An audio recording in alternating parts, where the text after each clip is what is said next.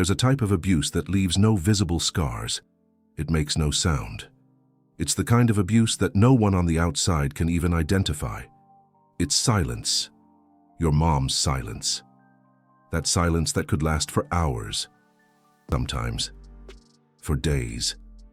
The look that went right through you. As if you weren't even there. A coldness that could chill the entire house.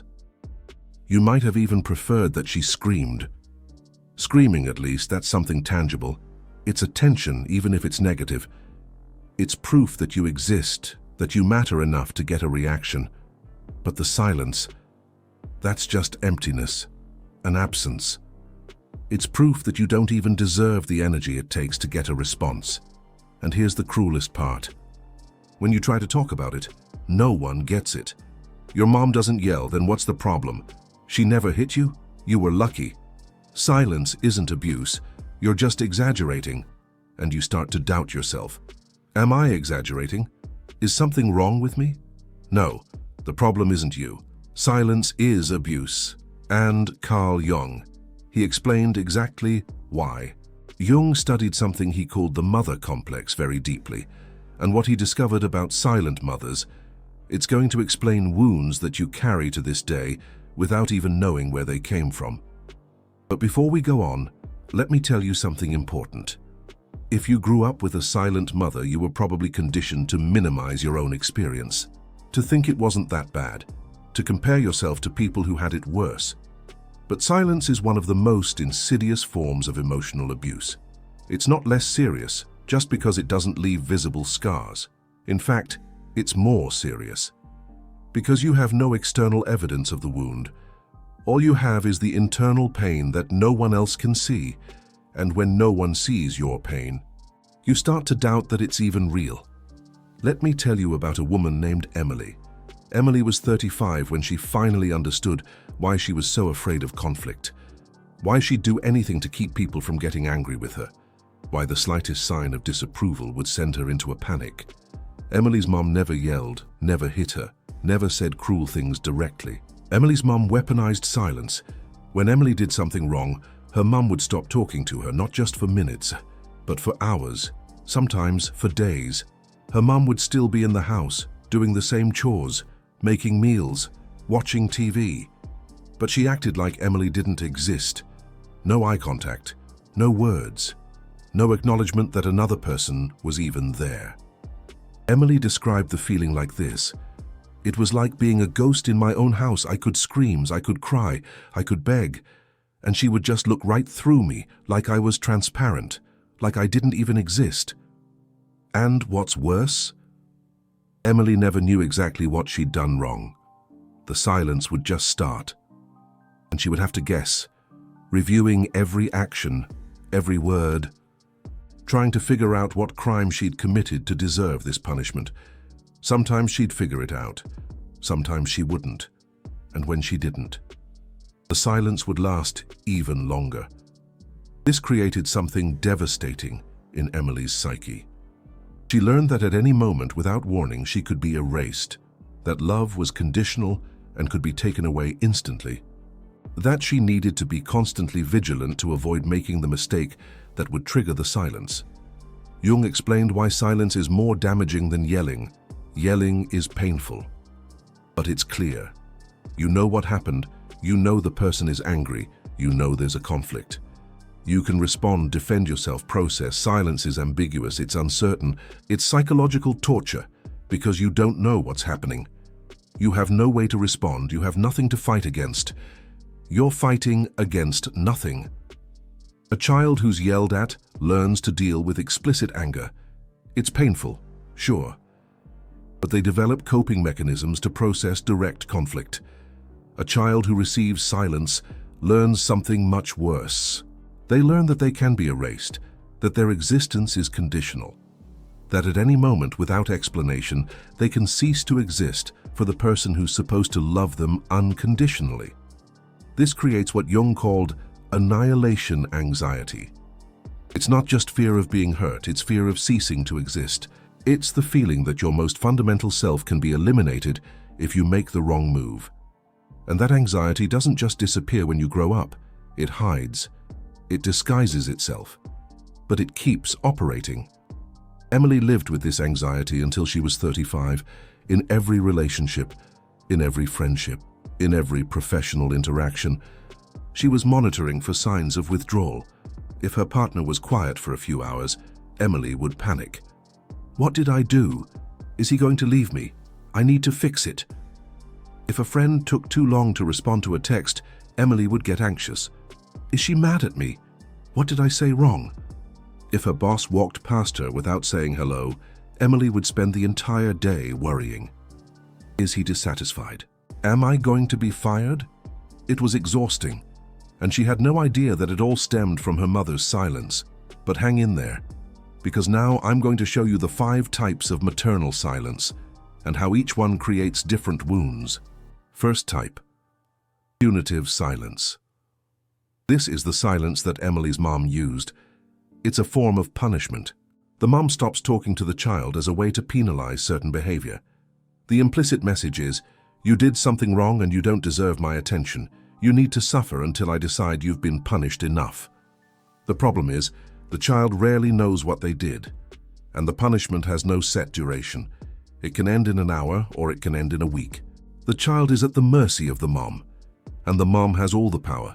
She decides when the silence starts. She decides when the silence ends. The child has no voice, no agency, no way to influence the outcome.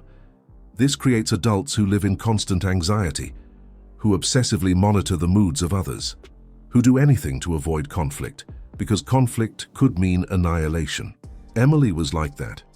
She'd rather swallow anything than risk an argument, because arguments could lead to silence, and silence was unbearable. Second type, depressive silence. Some moms don't use silence as punishment. They're just emotionally unavailable. Depression, anxiety, their own traumas make them unable to connect.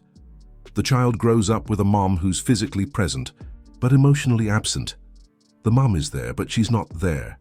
She answers in monosyllables. She looks without seeing. She exists without presence. The implicit message isn't, you did something wrong.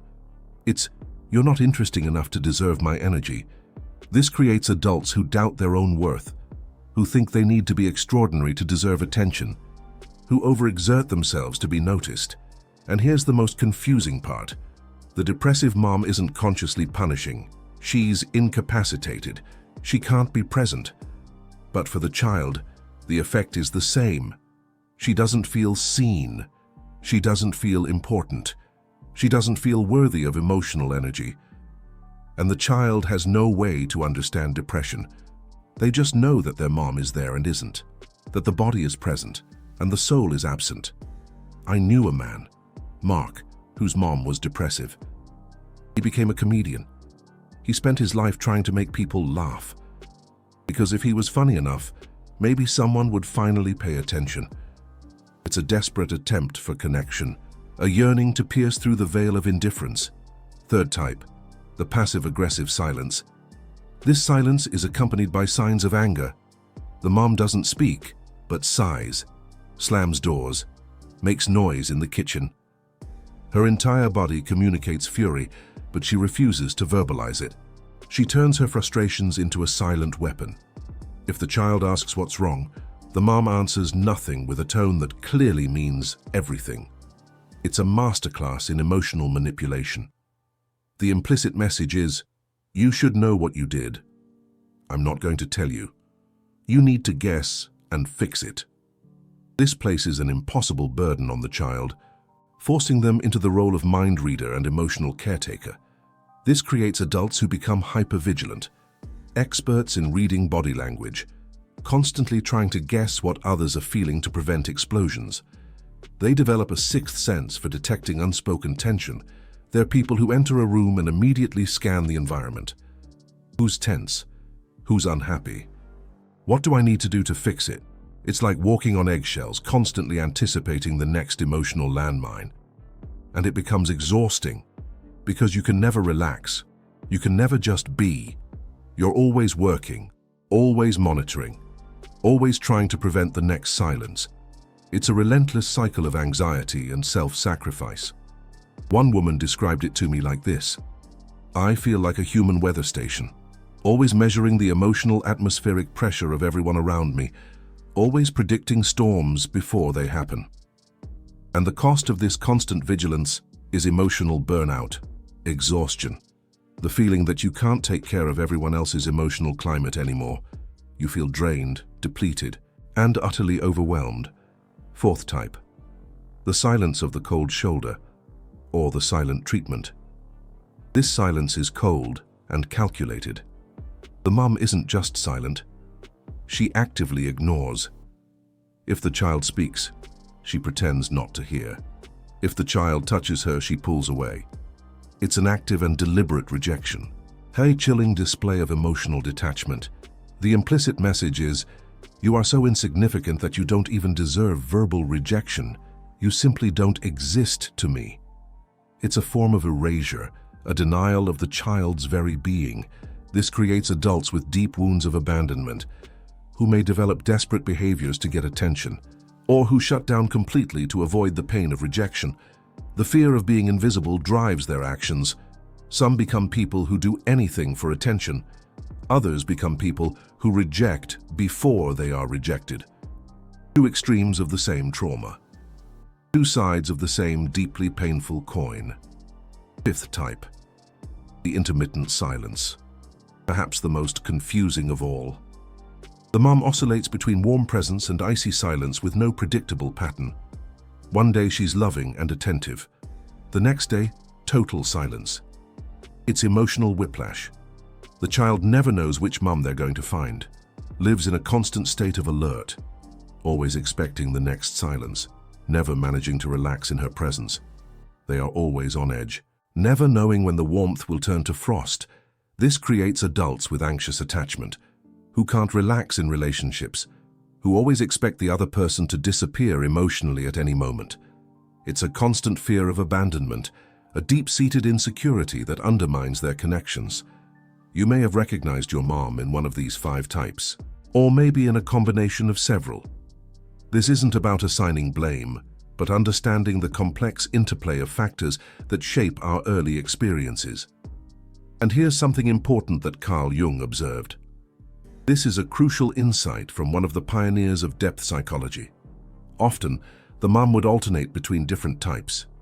Depending on the day, the mood, the situation, punitive silence one day, passive-aggressive the next, the cold shoulder in extreme moments. This creates a chaotic and unpredictable emotional landscape for the child. This unpredictability is even more damaging, because the child can't develop consistent survival strategies. What works to avoid one type of silence doesn't work for another. It's like navigating a minefield with constantly shifting patterns. The child is completely at the mercy of the mum, without a map, without a compass. Navigating blind in an emotional territory that changes constantly. They are left feeling helpless and overwhelmed. But the point is this: maternal silence isn't just uncomfortable. It creates neurological and psychological patterns that persist into adulthood. It leaves a lasting imprint on the developing brain and psyche. Carl Jung was very clear about this. He understood the profound impact of the mother-child relationship. The mom is the child's first universe. Before knowing the world, the child knows the mom and learns about themselves through the mom's eyes. If the mom looks with love, the child learns that they are worthy of love. They develop a sense of inherent value and belonging. If the mom looks with indifference, the child learns that they aren't interesting. They internalize a sense of inadequacy and unimportance. If the mom doesn't look at all, the child learns that they don't exist. This is the most devastating form of emotional neglect, leading to a profound sense of emptiness and disconnection. The silence of the mum isn't just absence of words.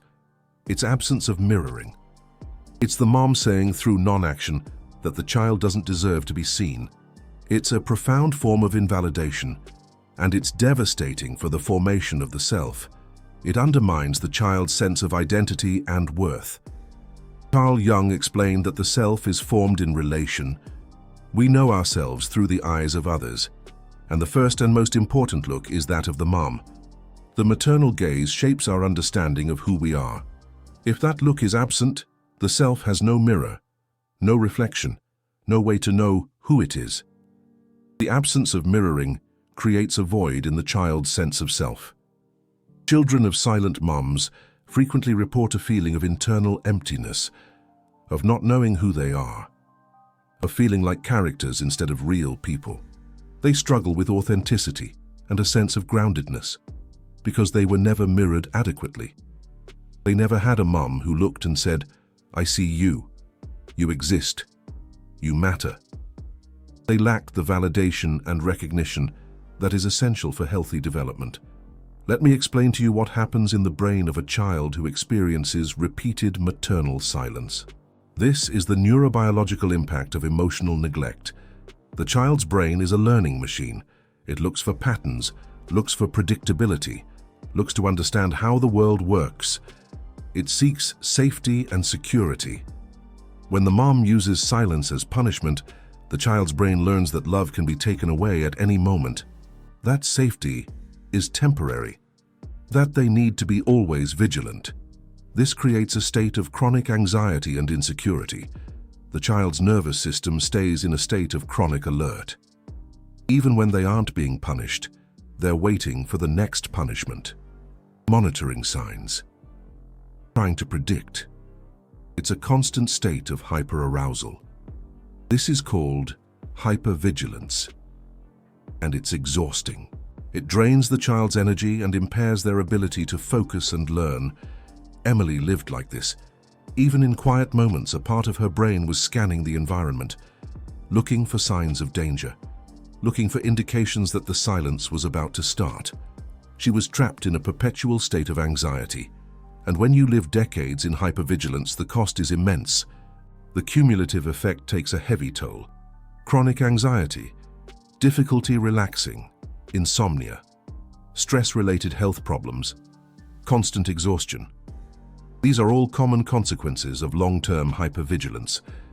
Emily had all of this and never connected it with her childhood. She thought she was anxious by nature, that she was born this way. She attributed her anxiety to inherent personality traits. She wasn't born this way. She had been trained by her mom's silence. Her nervous system had been conditioned to respond with fear and anxiety. And here is the cruel irony, the tragic paradox of the situation. Emily went to doctors, took medication for anxiety, did years of cognitive therapy, tried meditation, yoga, breathing techniques. She sought relief through various avenues. Nothing worked completely because she was treating the symptom, not the cause. She was trying to manage the anxiety without understanding where it came from. She was addressing the surface-level issues without digging into the root cause. Emily's anxiety wasn't a factory defect. It wasn't a flaw in her design. It was an adaptive response to a hostile environment, a protective mechanism developed in response to trauma. Her nervous system learned to stay on alert because that was necessary to survive her mom's silence. Survival in that environment meant constant vigilance, and until she could make that connection, she couldn't truly heal. True healing required understanding the root cause of her suffering. You've just learned about the 5 types of maternal silence and how they affect the brain. You've just understood why silence is more damaging than yelling. And you're about to discover how it affects all your adult relationships. This kind of deep knowledge about relational trauma isn't taught anywhere. Most people spend their entire lives thinking they're just naturally anxious, without ever understanding the origin. When you click on Super Thanks, you're saying that this kind of content matters. That understanding the invisible wounds of childhood has value, that the truth, even if it's painful, is preferable to blind repetition. Hold on, because now I'm going to show you how maternal silence affects adult relationships. First effect, the pathological fear of conflict. People who grew up with silent moms develop a terror of conflict, because conflict can lead to silence. And silence means annihilation. Emily would do anything to avoid arguments. She'd give in on everything, never express discontent, swallow frustrations until she exploded. And when she exploded, she felt immense guilt, because now she had created conflict. And conflict was dangerous. This created a destructive cycle. She repressed until she couldn't take it anymore, exploded, felt guilt, repressed even more. Her relationship suffered. Partners didn't know what she really thought. Friends didn't know her true opinions. She was an edited version of herself. Always. Second effect. The people-pleasing behavior. When you learn that you can be erased at any moment, you develop strategies to avoid it. The main one is, do everything that others want. If I'm perfect, if I please everyone, if I never cause problems, no one will punish me with silence. Emily was the friend who was always available, the employee who never said no, the partner who never had her own needs. She invalidated herself to avoid the silence, and in the process, completely lost herself. After years like that, Emily no longer knew what she wanted, what she liked, what she thought.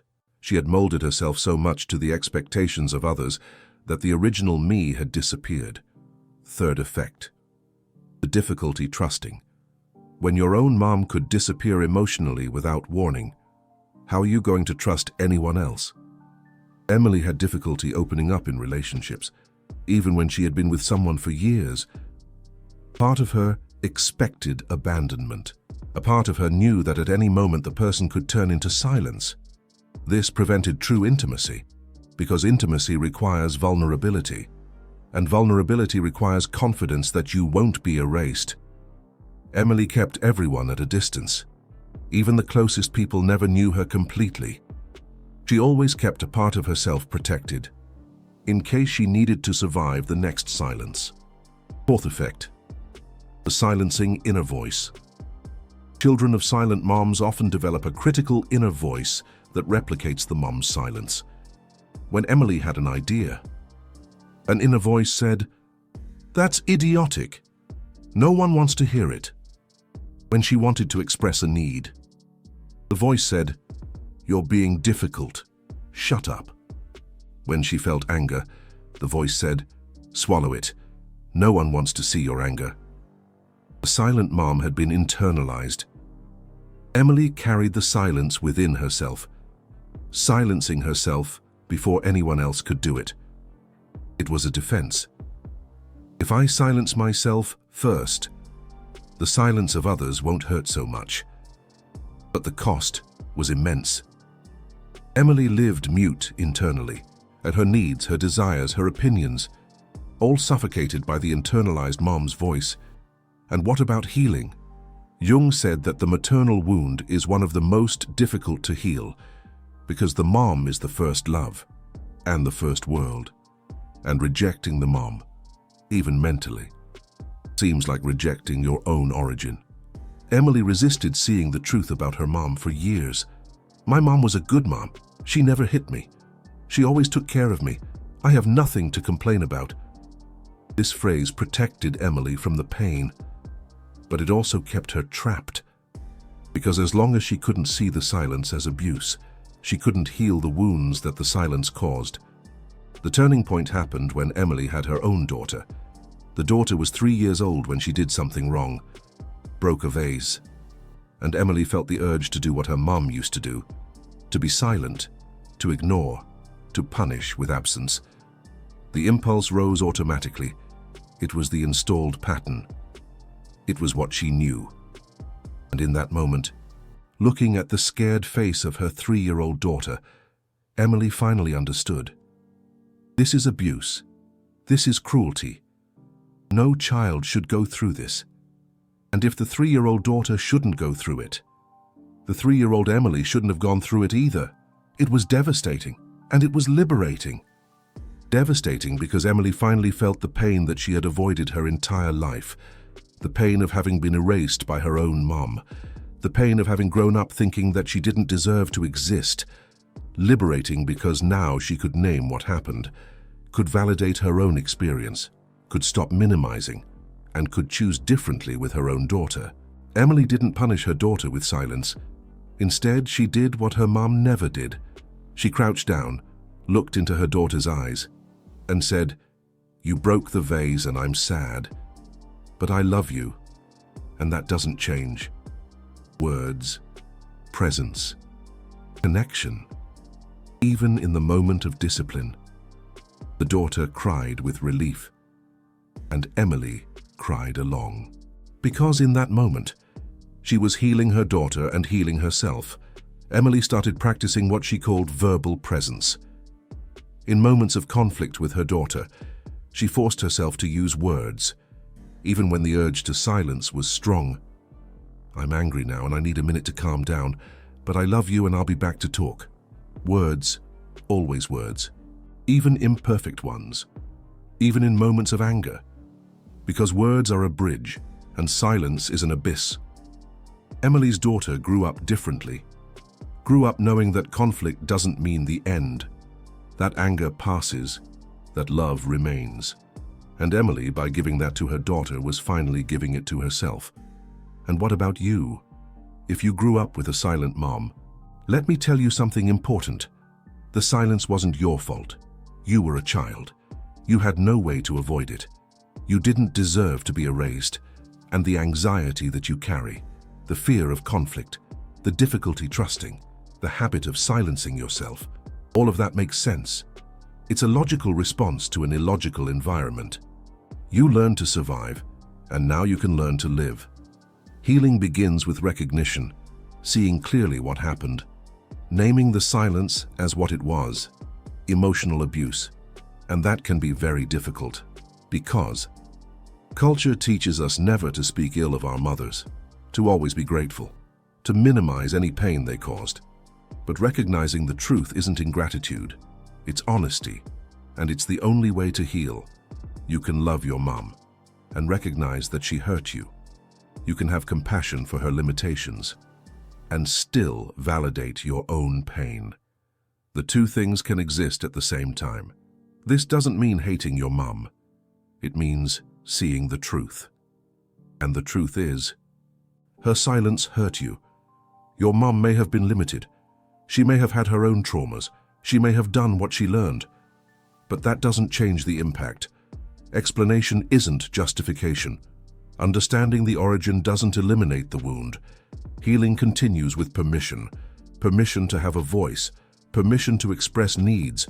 Permission to exist in all your complexity. You don't need to silence yourself anymore. The internalized mother can be challenged. The critical voice can be questioned. As Carl Jung said, the shadow can be integrated. Let me give you a practical exercise. When you feel the urge to be silent, when the internal voice says, "Shut up," no one wants to hear it. Do the opposite. Speak, even if your voice trembles, even if it seems small, even if you think no one cares. Because every time you speak, when the internal voice tells you to be quiet, you are reprogramming your nervous system. You are teaching your brain that expressing yourself doesn't lead to annihilation, that you can have a voice and continue existing. And in the beginning, it will feel wrong. It will feel dangerous. Your body will react as if it's in peril. This is normal. It's the nervous system doing what it's learned to do. But with practice, the fear response decreases, and speaking becomes easier. Emily took months to be able to express dissatisfaction without going into panic. But each time, it became easier. Each time, the fear diminished a little more. Every time you express yourself, you are saying, "I exist. I deserve to be heard. Silence will not erase me." And healing is completed with choice. Choosing differently, not replicating the pattern, breaking the cycle. If you have children, you can give them what you never received: presence, words, connection, even in conflict. If you don't have children, you can give that to yourself. Talk to yourself with kindness. Validate your own experiences. Refuse the internal silence. And if you are in a relationship with someone who uses silence as a weapon, you can recognize the pattern, because often, children of silent mothers are attracted to partners who replicate the silence. It's familiar. It seems normal, even though it's destructive. Recognizing that silence is abuse, not love, is the first step to getting out of this cycle, to demanding communication, to refusing to be erased again. You've been silenced enough in childhood. You don't need to accept it in adulthood. And remember, it's not about forgiving or not forgiving your mum. It's about seeing the truth, about understanding how her silence molded you, and about consciously choosing how you want to live from now on. As Carl Jung would say, individuation requires confronting these difficult truths. The past can't be changed, but the future can be different. Now, tell me in the comments, did your mum use silence? Which of the two types did you recognize? Or maybe you've already started healing. Maybe you're already breaking the cycle. Comment below. Share your experience, because each story shared helps others recognize that they are not alone, that the silence was real, that the wound is valid, and that healing is possible. Maybe you'll be the first person who is validating someone else's experience. Maybe your comment will be what makes someone finally realize, it wasn't me who was exaggerating. Your mom's silence didn't destroy you. You survived. You are here. You are learning. You are healing. And that's stronger than any silence. The voice that your mom tried to erase continues to exist. And now, that voice can finally be heard. By yourself. And by all who read your story. Write it down below. I'm reading every comment.